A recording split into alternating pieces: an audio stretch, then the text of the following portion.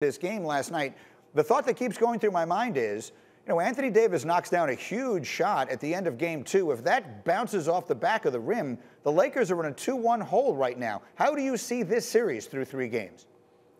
No reason to panic if you're the Los Angeles Lakers, their fan base, LeBron James or Anthony Davis. If they're healthy, they're going to win the championship this year. They have that pedigree led by LeBron James, who had a 30-point triple-double. But I agree with you, Greeny. This series in the Denver Nuggets are a lot better and closer than people actually imagine. And if Anthony Davis also misses that shot, Frank Vogel and LeBron James get criticized heavily the next day for running that play for their 7-footer, who's basically a 28% shooter in that situation.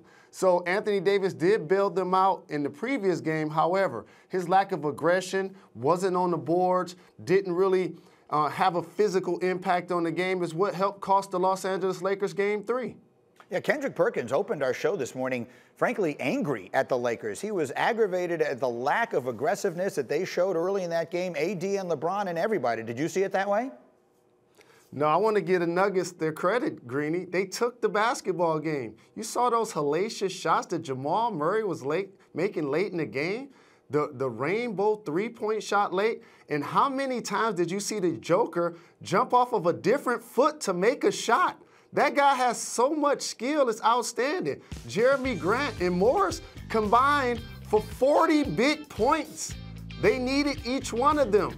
And beyond the score, Greeny, and I know the Lakers made a comeback late. They got a couple of steals, and the Nuggets got careless.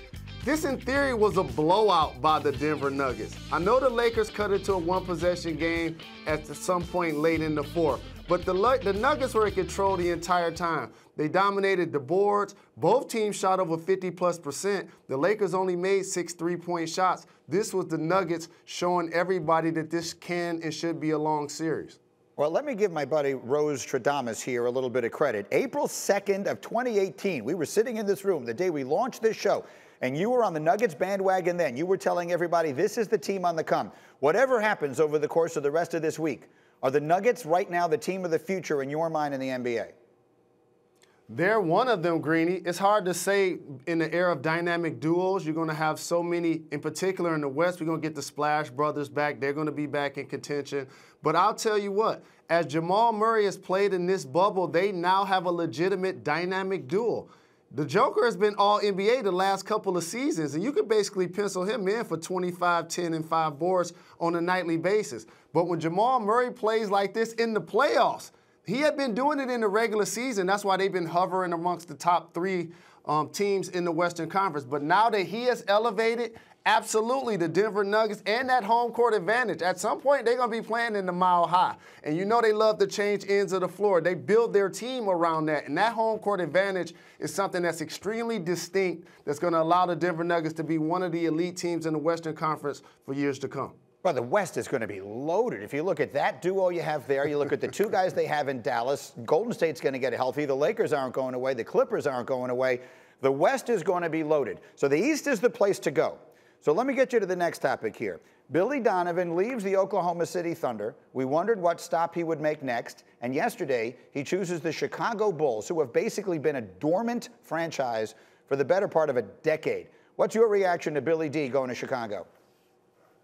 Donovan has been a terrific coach in college, winning 2 national championships. I think the job that he did in Oklahoma City is vastly underrated. I feel like I've been carrying the water for the job that he's done the last couple of seasons. I'm not going to say he's Pop or Eric Spoelstra, but I will say I saw him coach coach different teams in OKC, ones that was led by Russ. Then you bring in Paul George. Then you bring in Victor Oladipo. Then you bring in Chris Paul. Like, they've continued to turn over that roster, and we can't acknowledge enough the fact that they outplayed expectations this year, got themselves into the playoffs, developed some young talent, got so many draft picks, he and Sam Presti, in return for the Paul George deal. The Oklahoma City Thunder are in a really good spot, and I want to give Billy Donovan a lot of credit for helping make that happen. He deserved another opportunity. It looks like it's going to happen in Chicago, and I wish him the best. Can he make the Bulls a winner? Well, they need players now. I'm a huge fan of Zach LaVine. He's a legitimate 20-point scorer, a terrific young athlete that has so much amazing potential. And Kobe White, we're going to talk so much about Zion, and rightfully so, and John Morant and all of these terrific young players. But the last, say, 10 or so games of the year, Kobe White was averaging over 25 points for the Chicago Bulls. I like marketing as a young talent. It's Wendell Carter as well. So, again, you win in this league with elite level players. And LaVine is an all-star level player. Kobe White is an ascending player. But if you're going to take that leap, you need all NBA players, like the Nets are going to have when Kevin Durant and Kyrie Irving comes back. But I think Billy Donovan is a really good hire, and I'm wishing him the best. All right, and then finally, tonight you will be here in this studio for NBA Countdown in advance of Game 4 in the East. What do you expect to happen tonight? Celtics looking to even up that series. Miami looking to put a stranglehold.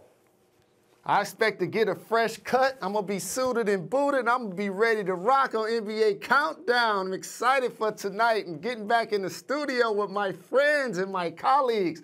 Here's what I'm expecting. I'm expecting the Boston Celtics to duplicate what they did in the previous game. See, Gordon Hayward now solidifies their lineup. They're not the deepest team in the NBA, but they can put 5 guys out there that can dribble, pass, and shoot. They could switch defensively. Jalen Brown was a bear defensively. He was just getting deflections, getting steals, getting runouts. He got some to Jason Tatum, and Marcus Smart always plays with that toughness and tenacity. And even Kemba, who had been struggling a little bit, then got over 20. So I anticipate a physical game since both teams haven't played in a few days. I love the Miami Heat and Jimmy Butler and Goran Dragic and Bam Adebayo and what they've done to get to this point. But I'm anticipating that the Boston Celtics are going to tie this series. Should be a fascinating night. Again, that long layoff with all those teams in the bubble. It'll be interesting to see how it affects either or both of them. Thank you for watching ESPN on YouTube. For live streaming sports and premium content, subscribe to ESPN+.